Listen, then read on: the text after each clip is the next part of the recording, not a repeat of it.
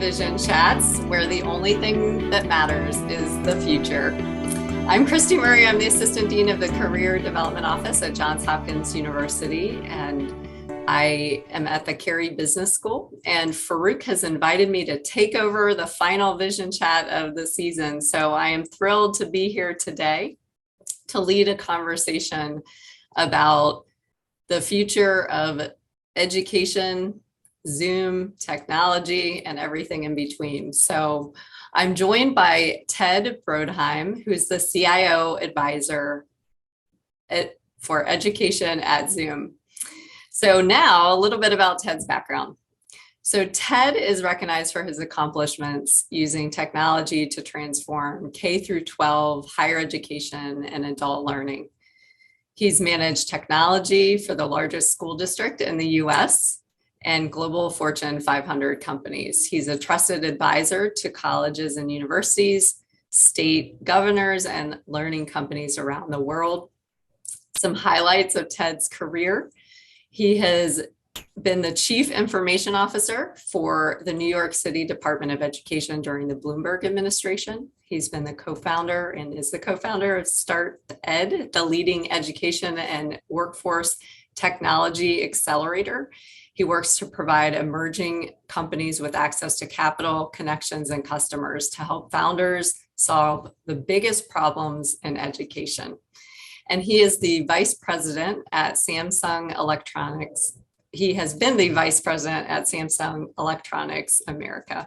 So before entering the education space, Ted was the Chief Information Officer in Financial Services and Managing Director overseeing multinational teams at JP Morgan, Credit Suisse, and Goldman Sachs. And Ted, I understand you are a lifelong New Yorker. I am. I was born in New York and barring a 5-year stint in London, which was absolutely terrific, have spent my whole life and career in New York City. Well, welcome. So excited to have you here today for the Vision Chat. So first, what is really top of mind for me is just the connection to Hopkins. And so we have a few of them. It's good to have you here in the Zoom room today. At the Carey Business School last month, we hosted an MBA summit where Gary Sorrentino spoke and was moderated by our Dean, Alex Triantis. And that was an engaging conversation. Of course, Zoom has been top of mind for people over the past couple of years and prior, but certainly over the last 2 years as the world we work in has shifted and has become more virtual in terms of how we connect. I know recently you shared that you connected with a full-time MBA graduate of the Johns Hopkins Carey Business School who now works at Zoom, Shivali. Hi, Shivali, if you're in the audience. Good to see you. So excited to learn that there's several Hopkins and Zoom connections here, but I'm really just most curious to start out with saying, what does a CIO advisor to Zoom in the education space do? Well, to put that a little, and by the way, I should start by saying thank you for having me. I'm really looking forward to the next hour talking about a whole wide range of things with you. But to focus on your question, Zoom has a number of CIO advisors across a variety of verticals, healthcare, financial services, security, education, and the like. And all of us are former CIOs in those very specific spaces. And what we spend most of our time doing is speaking to the CIOs who work for companies that are customers of Zoom, and just trying to understand what are some of the challenges that they're having strategically, how might Zoom be able to help. And we use this information to shape the future direction of Zoom. And we use it to ensure that we're very, very close and tight with our customers. And these are much more peer-to-peer conversations than necessarily just trying to understand what's the next feature that you may or may not want. But it's more strategically about where is your company going, what are the challenges that you're facing, and how might Zoom be able to help.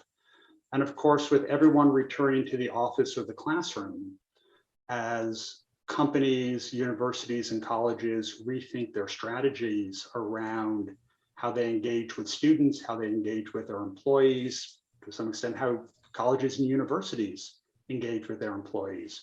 We try and take all that information together and think about what we need to do to make Zoom a more useful and a more fulfilling product for our customers.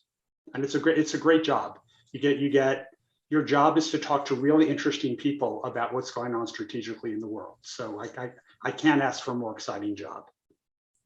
Wonderful. Well, thanks for sharing that. When I was thinking about your comment about how you get to chat with such a large depth and breadth of organizations and companies, I can imagine that you have access to innovation and thinking across the world that's unparalleled. So that's thrilling to hear about. When you think about that, what are some of the things that are top of mind for these organizations, and specifically higher education and other educational institutions from your vantage point? It's really fascinating to talk to higher ed institutions around the world and how many things that they say are the same, but the focuses can differ quite a lot. Everyone, of course, was focused on getting everyone back on campus, but recognizing that as the variants of coronavirus continue to work their way around the world, we will be living in hybrid environments for quite some time. That it's not reasonable to expect that every student will be able to attend on campus at any point in time. But the roots of that conversation really go back much earlier than the pandemic itself, where some of the shifts we were seeing in higher ed were already leaning towards a lot more flexibility in terms of where students are, in terms of externships, in terms of all those other issues. I think the pandemic helped accelerate it, but those issues were always there. Then there's another group of people, when you talk to them about strategically what they're doing, and I'm speaking about universities here, and all they want to do is talk about AI, they want to talk about VR, they want to talk about augmented reality. They really want to talk about the new ways that information is going to be delivered. And that's part of what makes the job fun, is you're talking to a lot of people that are very focused on how are we going to get through the next couple of years, how are we going to work through these short-term transitions, and some people who are trying to envision a whole new world of how education is going to be delivered globally and without boundaries. So it's really, to answer your question, it's really all over the place in terms of what people are thinking and talking about. It does sound like it's different sides of the spectrum, right? So I know that when Hopkins went 100% remote in March of 2020, everybody, like most of the world, thought this would be a 2-week thing. And so I remember in my department, we had already transitioned because we have teams that sit in the Baltimore, Maryland campus for Hopkins and in Washington, D.C. at our Carey Business School campus there. And so we had been Zooming for our staff meetings prior to the pandemic. And so when the pandemic happened, we had a little bit of a head start with just that routine was already there, but it evolved. And my team, whoever is listening, will probably say that I made them do 8 a.m. meetings in Zoom every single day in the first few weeks of the pandemic so that we could all connect and be on the same page. So I appreciated the ability to do that. When we returned in August of 2021 to campuses across Hopkins and started this hybrid learning, I know for me and for many others, it was a shift. Right? It was, okay, we are now supposed to be on campus some days. What meetings do we have in person? How do we do the hybrid? And so I can imagine that this is top of mind. And I think you're absolutely right, because there's this idea of, okay, let's throw everything out and start over. And how do we use this as an opportunity to do that with technology as a tool, just as Office has been a tool? And then there's how do we use the technology in the in-person spaces as needed to allow us to connect. I know we've been able to connect just globally with our alumni employer base and our student base so much more easily in the virtual space, but people still crave that in-person interaction. And there are things that are really done better within in person that can't be replaced via Zoom? Yeah, there's a lot there. I think we will always want some level of in-person whenever possible. But for some people, in-person is very, very difficult or may never be possible. So there's always going to have to be this balance between certain people who will be able to do things in person, some people who won't be able to do things in person. I mentioned earlier the notion around making the campuses resilient. So as various things happen in the world, education can continue moving forward without interruption by the shift to hybrid. But hybrid is very, very different from an educational perspective than perhaps it was for the first year of the pandemic, where everyone was remote and it wasn't that mix of remote and in person. And what's very interesting that's going on now is rethinking some of the pedagogical aspects we use around education to make the hybrid environment work well for both the faculty as well as the students, and to give a sense that the value proposition for the students is the same whether they're in person or remote. And maybe the same isn't the right word to use. Of course, they're not the same, but to ensure that the value proposition is very similar and is equal in terms of value, whether you're attending predominantly in person or predominantly remote. And that's a combination of technology that needs to be implemented, but it's also a bit around teaching practices, and it's a bit around just sort of the governance of the whole organizational institution in recognizing that there are values to being there in person. There is value to also being able to do things remotely. Absolutely. I think what you're speaking to is the idea of how is the classroom learning designed initially, right? Because we coined the term at Carey remote live during the pandemic. So these were courses that were intended to be taught in person, and then they switched to a virtual modality. So we called them remote live versus the courses that were designed to be taught online. Right. And the education was designed to be delivered asynchronously and synchronously in a way that was set up for that particular course. So I hear you there. I know the let's address the elephant in the Zoom room, right? Traditional institutions of higher education are often seen as slower to adapt to technologies and new innovations than corporate environments. So when you think about the engagements of you and your colleagues across Zoom as advisors, and what does this signal for the future of work, and what are technology companies creating to meet the needs for tomorrow for both education and corporate institutions? Well, I think the shift towards more flexible working environments had already begun before the pandemic. It was fairly common among large corporations to have satellite offices in suburban areas sort of scattered around big cities, just to ease people's commute, to make certain childcare issues much simpler by people not having to travel as much distance each day. And we're beginning to see the start of that flexibility.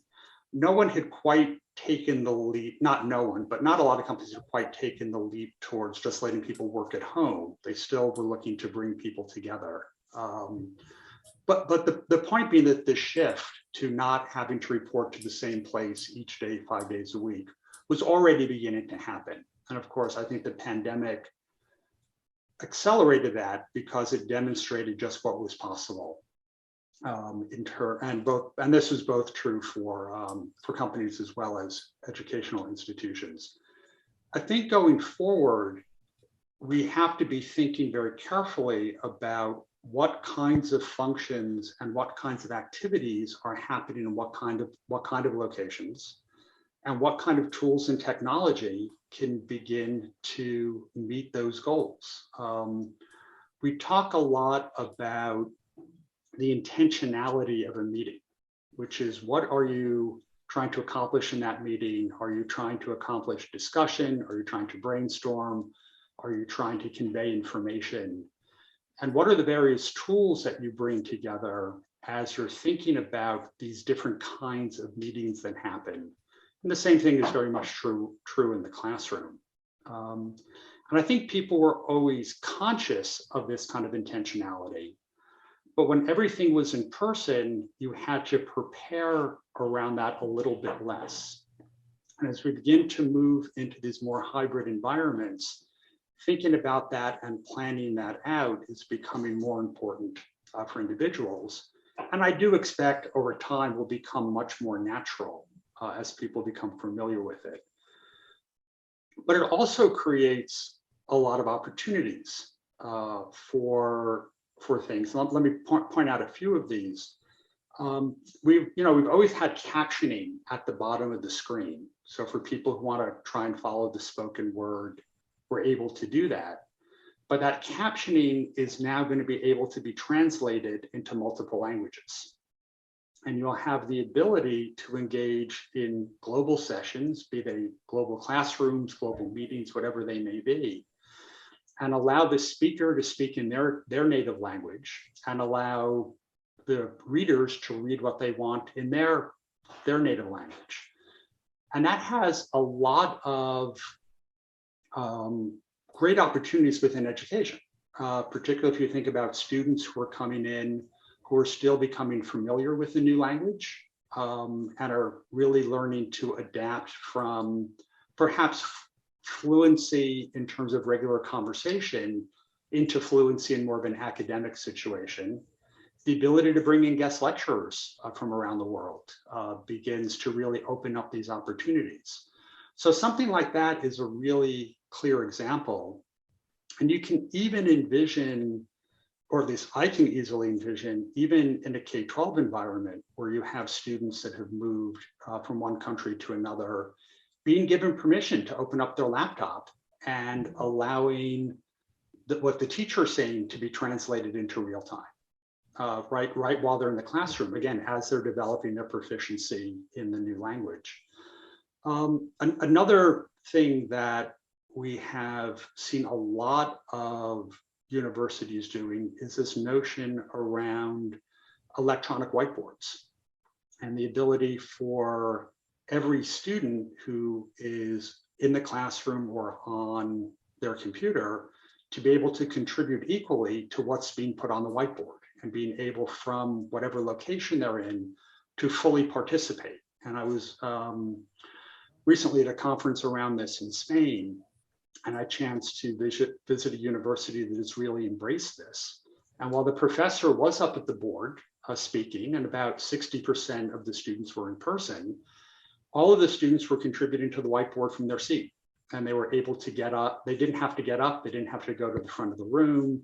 It was a much quicker exchange. And the professor commented that many students get very, very nervous when they had to get up from their seat and go to the front of the room. The fact that they could do that from the room, from their seat, has just changed the level of engagement that they're seeing with their students. And this was an engineering school. And the professor commented that women seemed much more willing to engage when they didn't have to go up to the front of the room.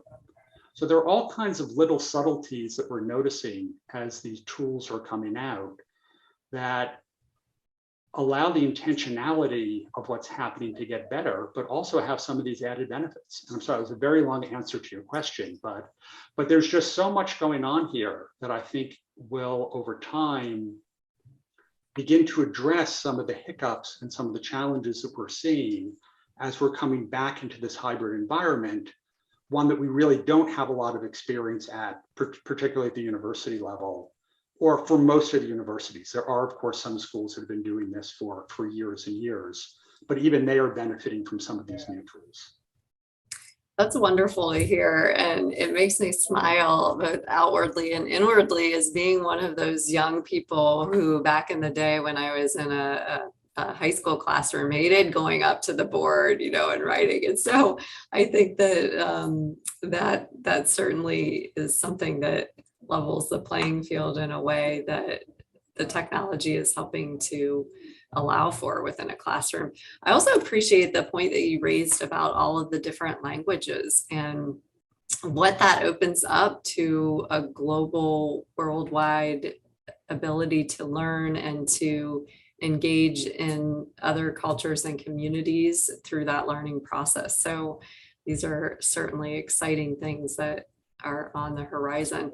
A couple of people have put some comments into the chat. So just talking about how Sue says that Zoom will forever be important to society. And I thought you would appreciate hearing that in particular, but really related to the communities that are marginalized, or Sue points out the disability community has been trying for years to make it happen more easily. And now it's proven that it can.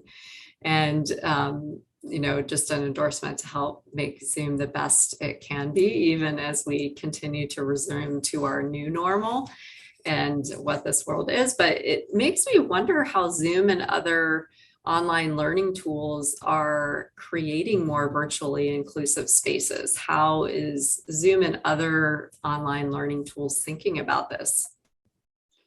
So this is an area that we are spending a lot of time focused on. And I mentioned earlier, speaking to a lot of CIOs around the world, it's something that the CIOs at colleges and universities around the world are also thinking about a lot.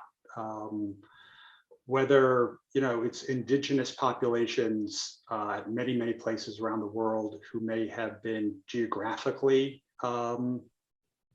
separated from a lot of opportunities, who want to continue to live in their traditional locations, whether it's people with disabilities who are suddenly finding the ability to participate fully in these organizations, but transportation and other things or linguistic issues keep them away, is something that everyone's focusing on. And we're seeing some really nice examples emerging around the world, as a lot of some institutions have really put a lot of thought and time into what are the tools that they need to make this happen. How do they really focus around the notion of bringing people into the community as opposed to just having them participate in the community? It's a very big different phrase. It's not about being welcoming to people who have not necessarily come from the same backgrounds. I think we've all been trying to be welcoming for a long time, but what we really need to do is make people feel comfortable from the moment they enter these environments and feel that these environments have been built around them and their needs, and they're not being asked to do things differently than everyone else. And that's really how you achieve a level of inclusion. As an example of that, which might sound a little trivial, but I think it illustrates part of the issue. I was talking to, this was a K-12 district that has recently had a wave of immigration into their area, and they were struggling with some of the issues. And I sat in on a couple of sessions as people were welcoming the families into the district, and they were truly welcoming the families, and they really wanted the families to feel comfortable. And they were talking about all the wonderful activities that were available to the students. And they were particularly talking about athletics. The people were unaware that their conversation about mixing boys and girls together in these situations was completely distressing to the parents. The person, like I said, was trying to be welcoming. They were trying to express a sense of openness, but hadn't really understood some of the cultural differences. And the parents were reacting to this, that this was not a welcoming community. This was a community that wanted just to create a level of assimilation. And that's the word that the parents used. So it's this notion around not just being welcoming, but making people feel comfortable as they arrive in these environments, whether they're on campus, whether they are through a hybrid environment, where their disabilities or their differences are not something that is the focus, but is something where it just sort of works smoothly and seamlessly for them.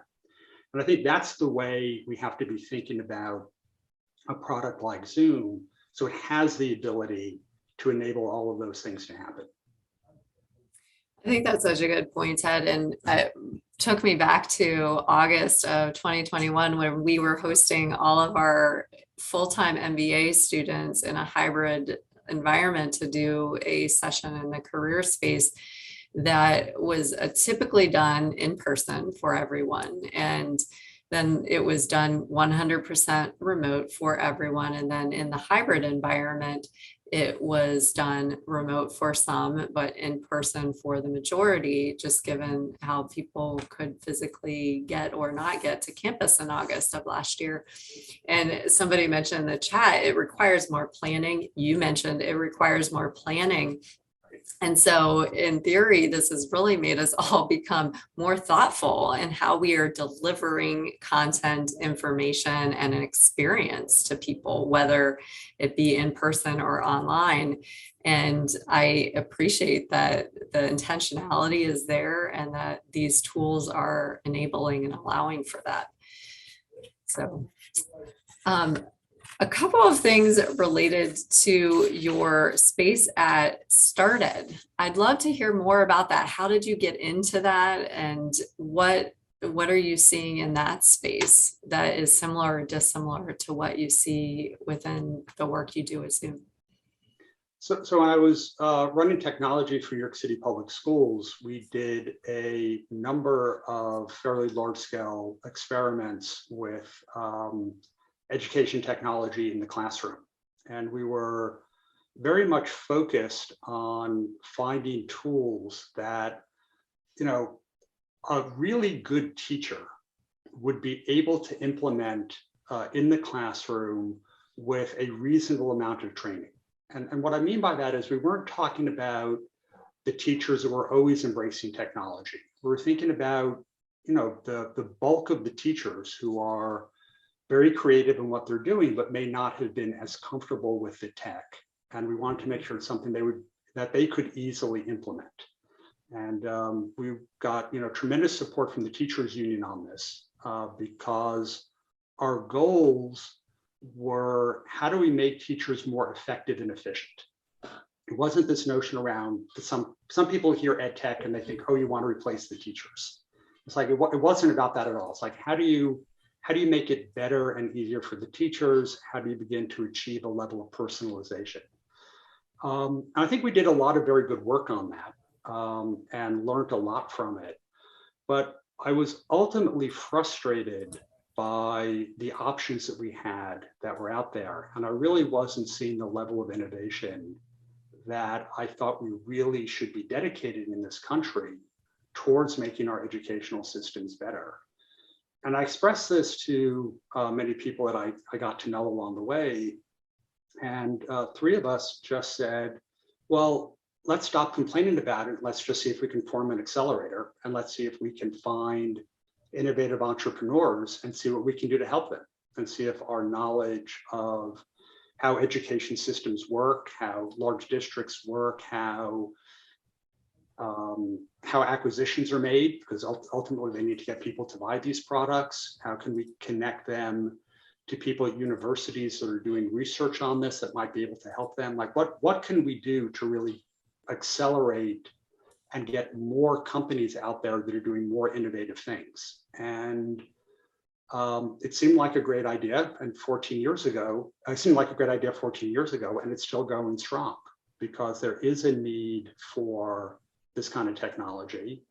And there really were and continue to be large numbers of entrepreneurs who want to go into this space, but finding the guidance, finding where to look, getting the right mentorship is very, very hard.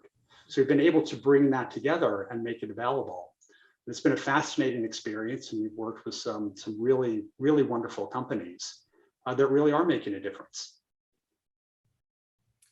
And when you think about an example of one particular company that you've seen make that difference, what does that look like? And how is that translated into the education space? So we've seen a lot of companies that have done tremendously good work in the STEM space in terms of making all kinds of experiments and all kinds of challenges that used to that were currently very, very difficult for teachers to implement, whether it was a combination of gathering the resources or the time or being able to manage the small groups, and just being able to make this a lot easier by making it simple to bring in people from the community that can help provide guidance going forward. And these have, you look back at the schools where these have been implemented, and specifically the number of women going through these programs in middle school who tend to stick in the STEM space is just disproportionate to what you've seen in other areas.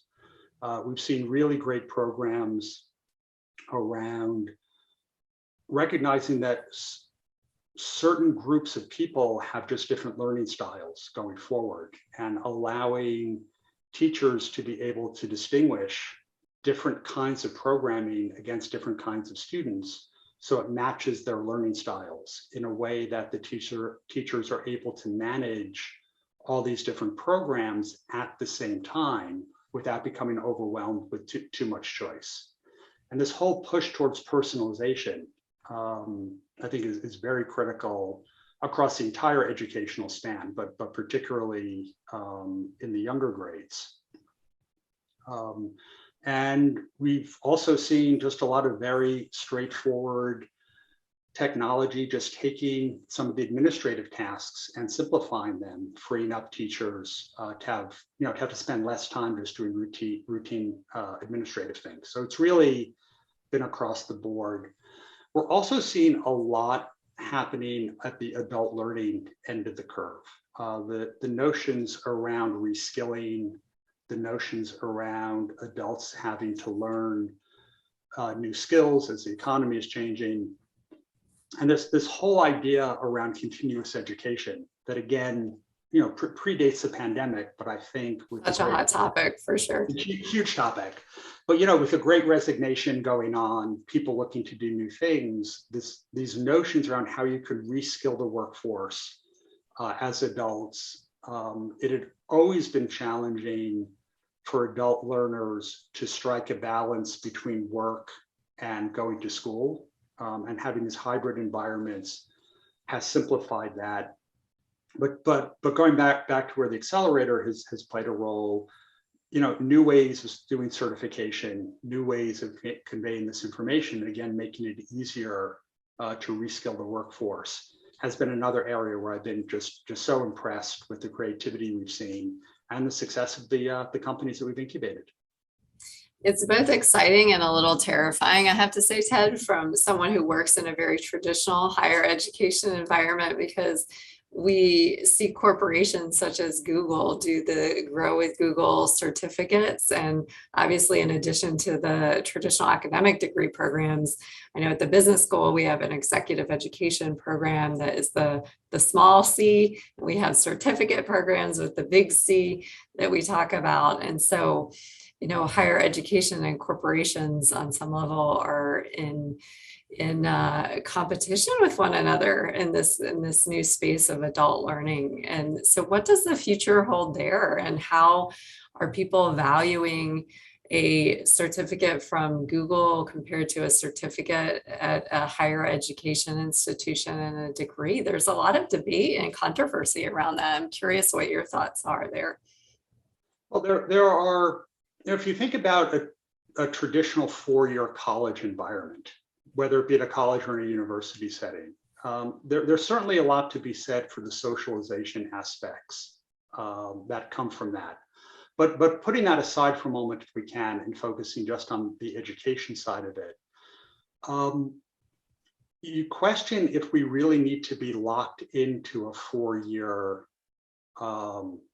cycle, and should we be thinking about cycles where you spend a couple of years doing traditional undergraduate work, getting to the point where you've got certification and are able to go out into the workforce and begin your career, understand where you're moving, and then finish out the degree in some sort of a remote or hybrid environment over the next, say, 2 or 3 years. So moving from a 4-year cycle to maybe a 5 or 6 year cycle. And this has some advantages to it. First of all, it allows the cost of a traditional 4-year education to be spread out over more time, perhaps part of it while you are now working, and part of it might even be eligible for tuition reimbursement from your employer, and taking out some of the sting of the cost of spending 4 years at a location. Also gives you the chance to spend time actually in the workforce in the area that you think you want to focus on, but it also gives the ability to perhaps redirect over time. And this notion of learning being continuous could actually be quite good for the university system as a smoothless movement from getting your undergraduate degree while working and then maybe taking a year off to start a graduate program, but again, finishing the graduate program remotely. And I'm not saying this is exactly the model, but these are things that a lot of people are talking about in terms of rethinking what it might look like and what this relationship might be between a certification versus a degree, and the importance of both. There have been some very interesting announcements in the last couple of months about a lot of large companies who had traditionally always said that a degree is required for certain levels of employment, now removing that as a requirement for employment. They're saying that if you've demonstrated rigorous academic achievements, but perhaps have not completely finished your degree, that doesn't necessarily make you less eligible or a less valuable employee. And perhaps they can, still finish their degree, but do it on a different time scale. So I think colleges and universities are going to have to begin to think about that a lot and think about how to adjust to the changing population. And of course, in the US, at a demographic level, the number of students who will be reaching age of 18 has already been declining, but will be declining much faster starting in around 2025, 2026, depending on whose statistics you look at. And students will have more choice in terms of where they want to go, and they will be looking for more flexibility. So I think some of those things are going to have to adjust over time. Again, I'm not saying this is what it's going to look like, but I think we're going to see that level of flexibility. You certainly provide a lot of food for thought there, and there's lots of conversations about stackable certificates that I know that we shared. And I think from a career development angle, I think about students who exit the workforce and come into full-time programs, whether they are in executive programs or full-time MBA programs, or as you mentioned, the workplace and if companies are lifting that requirement, then will we see a decline in applications as a result of it? And then more as we've coined them to date, non-traditional learners, will that become the more traditional learner as we move through this continuum? So certainly a lot there. Yeah, I mean, if you look at the rise as one example of coding boot camps and the success they've had, it's sort of demonstrated that to be a really good software engineer, you don't necessarily need a 4-year degree to do that. And I'm not saying not having a 4-year degree doesn't incur other benefits, but in terms of that pure learning, so how does everyone balance that out? And again, this is where the whole notion between in-person and remote begins to kick in terms of what can be done in which environment. So it's a fascinating space, and I think 5 years from now things will look very different. And I think too, back to your points about STEM and the accelerators, when you were talking about that, it made me think I remember years ago on 60 Minutes seeing a article about how we are not training young women, especially early enough in our educational systems, to think about technology and coding and that line of work in a way that they can see as a path forward for them. And so how are we in a K through 12 environment creating a pathway and pipeline to allow for that? And as someone who has 3 nieces, I always am getting them STEM gifts for their birthday and holidays because I really want them to see themselves as software engineers and coders. And I've heard from some of our male graduates who have gone into technology careers that there is a shortage of female in STEM fields and in technology. And, education has always been seen as a field that historically many women have pursued, whether that is teaching in the classroom or working in other staff and faculty positions throughout a higher education environment. And so it just makes me wonder how all of that will be affected too as we move into a space where we're teaching in virtual spaces, we're designing and we're using technology in the classroom and in our working world in a way that everyone has to be familiar with it and be able to use it in a way that really allows them to do their work. So fascinating all the way around. Well, that I was gonna say, yes, that's the promise of the technology. That's where hopefully we can improve things. But yes. moving on, as it were. Yes, for sure. So I'm curious what's on our audience's mind. So you've had a little bit of a flavor of Ted's background and his experience within the various spaces that we mentioned. What questions do you have? Feel free to type them into the chat. I know that there's been some comments, but really happy to hear what's on your mind. What questions do you have? And so I'll look for those as things come up for you. But Ted, I'm curious, as we think about this concept of lifelong learning, how are you engaging in your own lifelong learning at this point? And you've had a career in many different spaces and currently are in the education field. What comes up for you? I feel I've been very lucky in that I ended up going into technology at a point in time it was sort of just beginning to take off in the corporate world, in terms of recognizing that tech wasn't just about keeping the operations up and running, but it was actually about advancing the business and becoming an important tool for everyone in the corporate world to use going forward. And that was a big mind shift for people. People in technology stopped being talked about as, being on the back office side, but actually moving into more of the strategic development going forward. And I was really very, very flattered when they asked if I would try and apply some of those same lessons into K-12 education. And that was a very, very different world for me, and a very different set of challenges.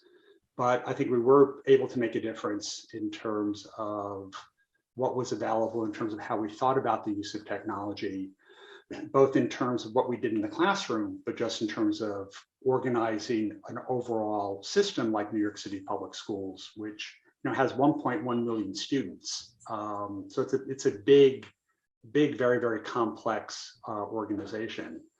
But I had to go through a process when I joined the DOE of really learning a whole lot. I recognized how little I knew about education, other than the fact that I had been educated. And so somehow that made me believe I understood things, and really began to understand that I knew very little about how education really works. And that was just a great experience for me. And I have continued since then to be very, very focused on how I can learn new things, how I can reach out to people with very, very different points of view to try and get their perspectives on how we should be reshaping the interactions between people, and what really drives positive interactions versus others. and how we can then begin to apply that back to what Zoom is doing in terms of their products. We're playing around with some very interesting ideas around backgrounds. So right now, everyone's probably looking at a screen with a whole lot of rectangles on it. And at one level, that has been incredibly positive because it's been an equalizer. Everyone on the screen looks the same. Everyone's screen looks a little bit different. It's not about where you sit at the table, who sits at the head, who sits on the sides. It's really kind of democratized to a large extent what a meeting looks like, but it's also not the most personal of settings. So we're beginning to— And we're spending way too much time looking at ourselves if we're not hiding our view. You do have to. It took me a long time to train myself that I do not look at myself when I look at Zoom. I'm looking at the people that I'm talking to. And then occasionally I'll glance at myself and say, don't touch your hair. It's okay. That's all fine. But we are playing around with different kinds of immersive scenes and different ways of organizing what you see when you're in a conference and looking to present those views very, very differently. And we've been working with a number of universities around the world with people who focus on these behavioral issues to help design what these look like, to try and create different ways of setting up for interactions on it. So I think, I'm certain that there is a recognition that we're going to have to move from these rectangular boxes into different ways of how you look and interact to bring these notions and bring these meetings together and making them more productive. And again, depending on the situations that we're in. I'm so happy to hear that. And it's natural to think about an organization wanting to evolve and meet the needs of customers. I was in a room of people at a workshop at the Carey Business School this week where we had, of course, some people hybrid and some people in person, and we were talking about diversity, equity, inclusion, and belonging in terms of the Zoom space. And I think what you brought up, I've heard before from many people in marginalized communities about from a socioeconomic status or from an ability perspective, how Zoom has really allowed people to show up in ways that wouldn't necessarily happen that are positive compared to in person. And as someone who had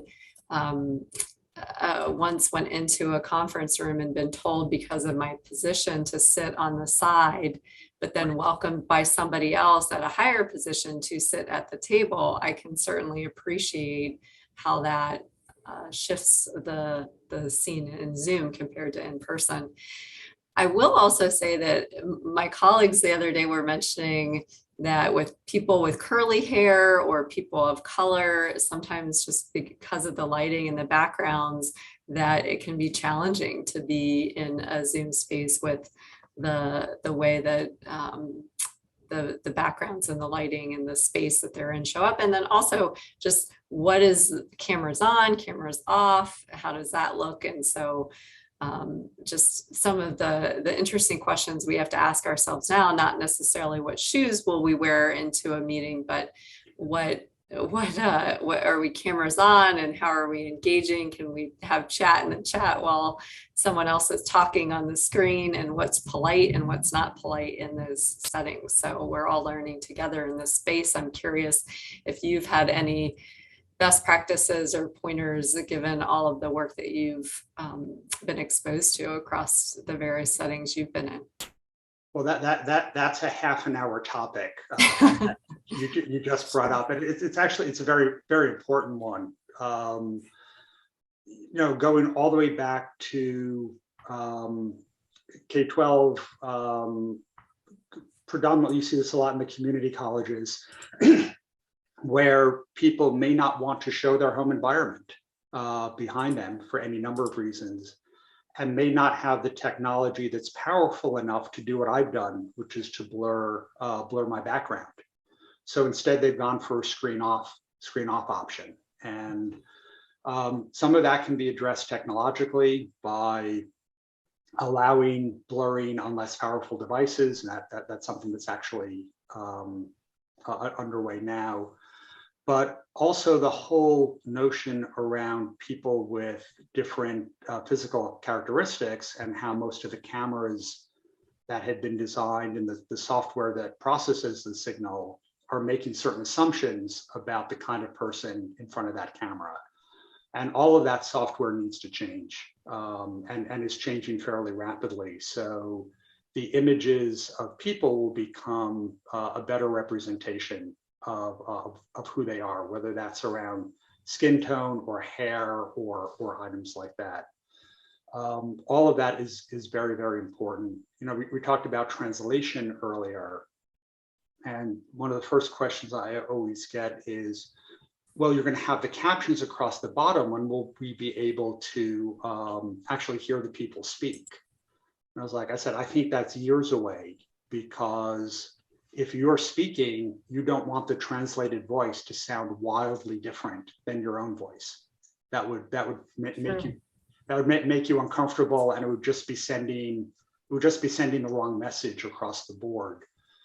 So we're dealing with a lot of things here that have come upon us very, very quickly as a result of the pandemic, and all need to be sorted out. But I think the notion around appearance is a very, very important one. And we are working with the camera manufacturers to make sure that the software that's actually taking the image and rendering the image and using compression and all these, I'm putting my CIO hat on here. I should take that off for a moment. You know, but all the technical issues around taking what the lens picks up to how it appears on your screen, it really need to be rethought and reworked in such a way that we achieve the ability for people to present the images they see themselves. Well, Ted, thank you for all of this. It's been so exciting to have this time to speak with you. I think just the final question as we close is, how did you land in this career path? How did you get to where you are today? Was there one pivotal moment that you can point to? And how did you arrive where you are today?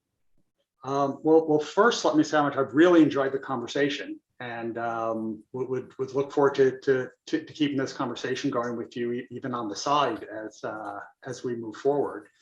You know, I had always had an interest in doing something in the public sector, and that had always sort of been in the back of my mind.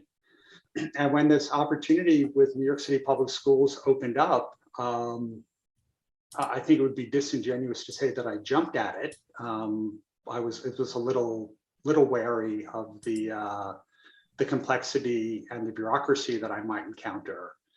But at the end of the day, I was persuaded that there really was a desire on the part of the school system to make some significant changes, and it would be a good place to go. And I was thinking at the time that I would go and do this for a couple of years and then go back into the financial services career I had before. But as I got wrapped up into education more and more, and realized just what a critical issue it was for the nation, you know, for the globe as it were, I just decided that this was a place I wanted to stay. And I've spent all of my time since then very much focused on the education space, and it's been terrific. So there was no moment. I kind of got lucky, to be honest, in that someone asked if I would be interested, and sometimes you never know when luck is going to come through and work out. That's so true. And as someone who came from the finance corporate space prior to switching careers and going into the higher education space, I can certainly appreciate that there were many moments a lot along the way, and sometimes you just happen to be in the right place at the right time, and you're prepared to take that next step in that opportunity. So I appreciate you sharing that, Ted, and thank you for sharing the past hour with me and all of the insights that you talked about. Would love to continue the conversation, definitely past today, and welcome that also. And I think just as we close down here, I'm just going to check the chat to see if there's any final thoughts. And Shivali, good to see you here in the audience. Thank you. And there was a question about the topic of cameras off and facilitating student alumni events and classes. Some people have noticed an assumption on the part of alumni that if students have cameras off, they're not engaging. Any thoughts on how to approach that assumption, as well as ways to foster engagement that do not involve camera on asking a question? Wow, that's a deep one. So I don't know that we have time for that today, but really appreciate all of the thinking and the conversation. And remember that the only vision that you matters is the one you create. So let us all take that mantra and wrap up this season's Vision Chats with thinking about what's ahead for all of us. So thank you, Ted. And thank you to Farouk and Danielle for supporting the platform to make this chat possible. Thanks to everyone who's joined, and hope you have a great rest of your week. Thank you.